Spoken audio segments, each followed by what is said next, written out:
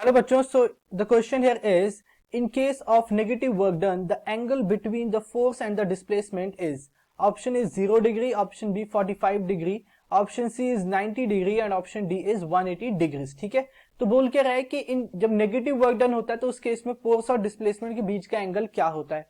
तो कॉन्सेप्ट यहाँ पे लगाएंगे हम वर्क डन का।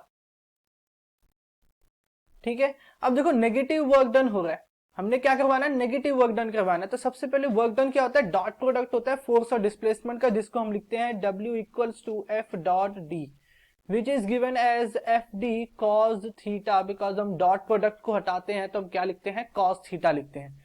ठीक है, where theta is the angle between the force and the displacement. ठीक है, फोर्स वेक्टर और डिस्प्लेसमेंट वेक्टर इन दोनों के बीच का एंगल क्या है, थीटा है। अब यानी कि मेरा थीटा क्या होना चाहिए, नेगेटिव होना चाहिए, है ना। तो देखो होता क्या है, एक्चुअल में क्या होता है कि नेगेटिव वर्क डन का एक्चुअल में केस कब अराइव होता है, जब मान लो मैंने फोर्स लगाया टुवर्ड्स दिस डायरेक्शन।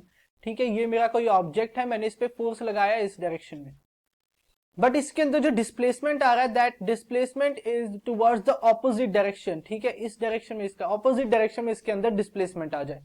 ठीक है, तो उस केस में क्या होता है कि वर्क डन कैसा आता है, नेगेटिव आता है। अगर मैं एंगल देखूं तो एंगल कितना है, ये 180 डिग्रीज का। कितना एंगल है, 180 डिग्री का। एंड मुझे पता है कि cos 180 degree is equal to -1। cos 180 degree कितना होता है, -1 के इक्वल होता है। So if I put the values here I get W equals to -FD। कितना आ गया, W इक्वल्स टू -FD आ गया।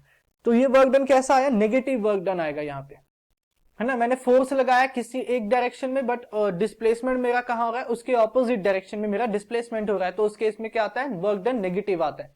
तो आंसर कौन सा सही होगा, ऑप्शन डी हमारा करेक्ट होगा, दैट इज 180 डिग्रीज।